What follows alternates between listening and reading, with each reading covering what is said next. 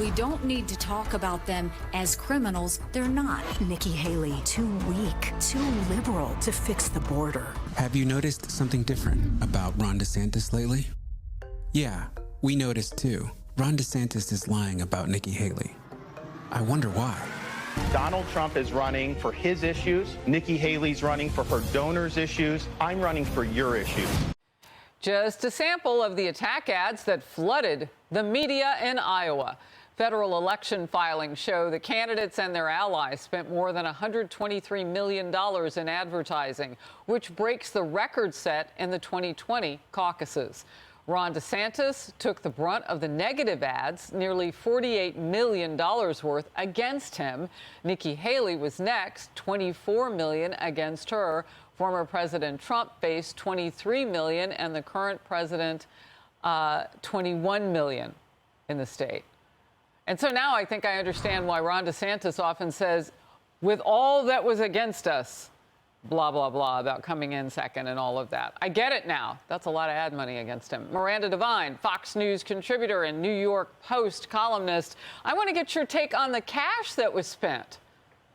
Hi, Harris. Well, look, it's fantastic for Donald Trump that the two main candidates scrabbling for second place, Ron DeSantis and Nikki Haley, just threw cash at each other to try and destroy each other and, brought each other down. It does work. Negative advertising does work. And Ron DeSantis last night in Des Moines, when he was giving his sort of speech after coming second, he said they threw everything but the kitchen sink at us and we had $50 million of negative ads against us. And so I think Donald Trump said this a long time ago, that it would suit him if there were a lot of people vying to battle him for the nomination. And because the donors haven't been able to make up their mind between Haley and DeSantis, this is the way it is, and it doesn't look like either of them is going to drop out soon.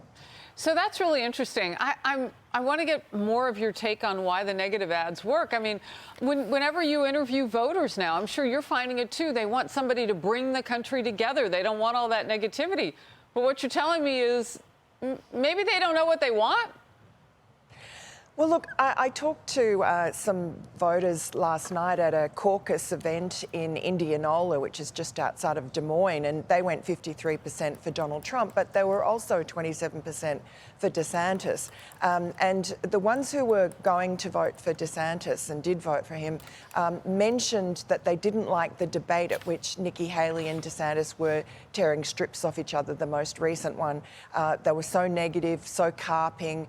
They don't like that. And, by contrast, Donald Trump sort of seemed to breeze in to Iowa on Saturday night, whereas the others had been battling through blizzards and trying to get to all 99 counties. And Donald Trump really didn't break into a sweat, and yet he just looked sunny and optimistic and, talked about being there to battle the sort of the bad guys of the Biden administration. But, he didn't seem to be, no one seemed to lay a glove on him. In fact, I spoke to a caucus goer last night who said that they'd vote for Donald Trump even if he were in jail. Well, there you go. And when you say that no one laid a glove on him in terms of his rivals, I mean, even last night when they were taking the stage one after the other at some of the caucus locations, I guess that would be an awkward place to do it. But if you're trying to beat the guy who's got a far lead, you might do it while he's actually there. I didn't actually see anybody do that, but I wasn't obviously at all 1,600 locations. The Georgia prosecutor leading the election interference case against former President Trump is now facing some pretty interesting questions. Records are showing that Fulton County District Attorney Fani Willis paid her alleged lover more money than one of the state's top racketeering experts, John Floyd.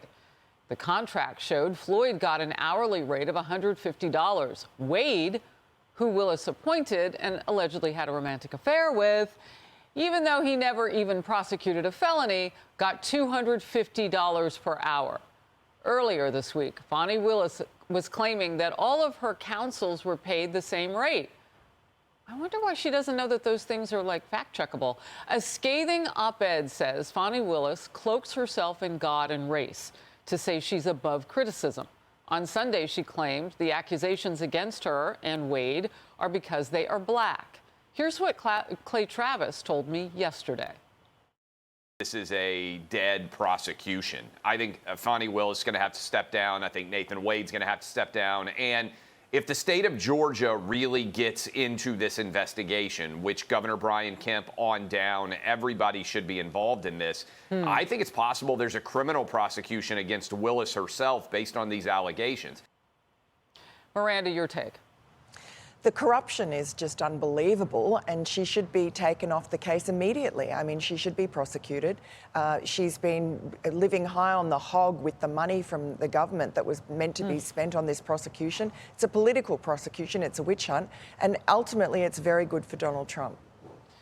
So how does this play out now going forward? Does this case get the limelight that then others will start to look into their own cases to make sure that they are strong against, you know, hey, has anybody done anything they shouldn't be doing? Because, I mean, how they didn't catch this on her own team, I'll never know. Or maybe they knew and they're like, well, it's the boss and he's doing that.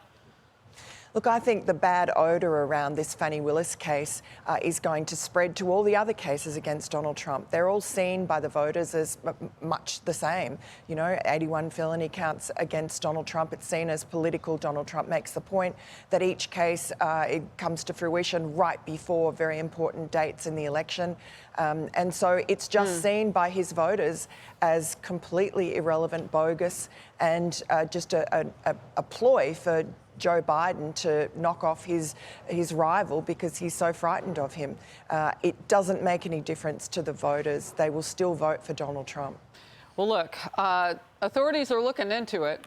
The alleged lover situation and Fani Willis, I don't know how you go forward with a case with integrity under that kind of limelight, but we'll see how it works out with allegations, which no doubt are getting a lot of attention. Miranda Devine, thank you. Hey everyone, I'm Emily Campagno. Catch me and my co-hosts Harris Faulkner and Kaylee McEnany on Outnumbered every weekday at 12 p.m. Eastern, or set your DVR.